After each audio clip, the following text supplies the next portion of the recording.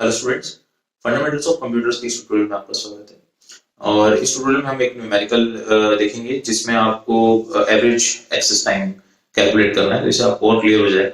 So previous tutorial में हमने storage capacity और डेटा ट्रांसफर रेट कैसे कैलकुलेट करना है ये देखा था। उसी ट्यूटोरियल को आगे बढ़ाते हुए हम इस ट्यूटोरियल में देखेंगे कि एवरेज एक्सेस टाइम आप कैसे कैलकुलेट करना है। सो इस पर्टिकुलर न्यूमेरिकल में आपको दिया हुआ है कि नंबर ऑफ सर्फेसेस 20 है, नंबर ऑफ ट्रैक्स 500 है, नंबर ऑफ सेक्टर्स 100 है, बाइट्स पर सेक्टर 500 है और सीक टाइम जो है वो है 2 मिलीसेकंड।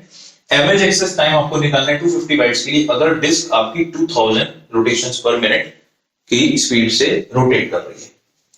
तो उसी पुराने मेथड से हम चलते हैं। सबसे पहले हम ये निकालते हैं कि एक रोटेशन के लिए कितना टाइम लगेगा।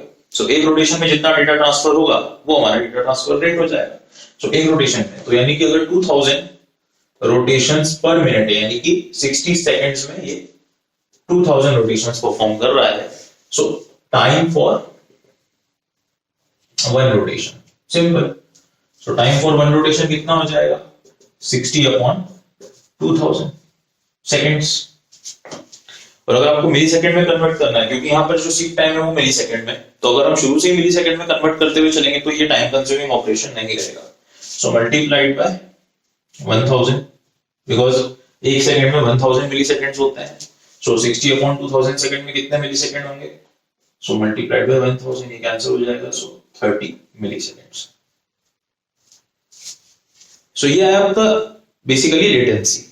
सो एवरेज लेटेंसी के लिए हम क्या करेंगे, एवरेज लेटेंसी निकालने के लिए 1/2 into 30 milliseconds is equals to 15 milliseconds. So यह है आपका एवरेज लेटेंसी। तो इसको मैं यहां लिख देता हूं जो कैलकुलेट हो गया। Average latency is equals to 15 milliseconds. So seek time आ गया है, एवरेज लेटेंसी आ गया है, सिंपल। अब हमें ये निकालना है कि डेटा ट्रांसफर रेट क्या है। सो डेटा ट्रांसफर रेट हमारे पास ऐसे तो है, जो हमें दिया हुआ है वो ये दिया हुआ है कि 250 बाइट्स के लिए डेटा ट्रांसफर रेट निकालनी। तो सबसे पहले हमें ये निकालना पड़ेगा कि एक ट्रैक के अंदर एक सेक्टर जो 100 सेक्टर्स हैं, सॉरी एक ट्रैक के अंदर जितने सेक्टर्स हैं उसमें इतना डेटा जो है उसको ट्रांसफर करने के लिए कितना टाइम लग रहा है। तो सबसे पहले आपको 100 क्या हुआ यहाँ पे नंबर ऑफ सेक्टर्स, क्योंकि हम ये ट्रैक के लिए कैलकुलेट कर रहे हैं, हमें 500 ट्रैक्स की जरूरत नहीं है। तो 100 सेक्टर्स मल्टीप्लाइड बाय 500। सो 50,000 जो है बाइट्स वो आपका कितनी देर में ट्रांसफर हो रहा है 30 मिली सेकेंड में, जो हमने लेटेंसी निकाली थी। So 50,000 is transferring in 30 milli seconds. So 30 milli second में अगर 50,000 ट्रांसफर हो रहा है तो 250 बाइट्स को ट्रांसफर करने में कितना टाइम लगेगा। सो 250 मल्टीप्लाइड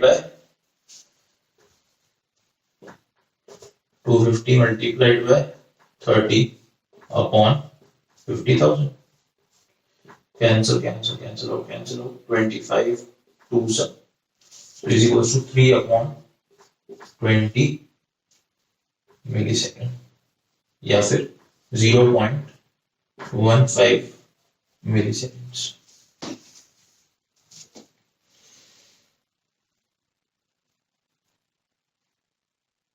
ठीक है।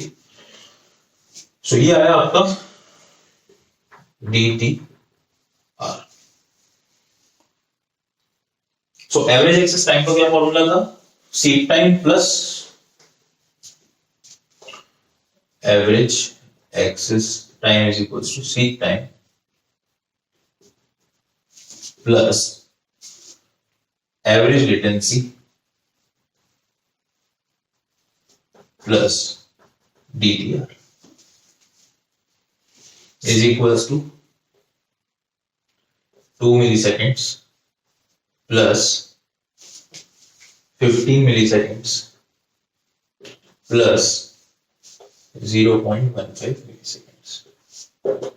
So 17.15 milliseconds is your final answer. So this is your average access time. इसका मतलब इतना टाइम लगेगा आपको 250 बाइट को ट्रांसफर करने में। ओके, सो यहाँ पर आपका सेकेंडरी स्टोरेज डिवाइस में मैग्नेटिक डिस्क जो है ये टॉपिक आपका कंप्लीटली कवर होता है।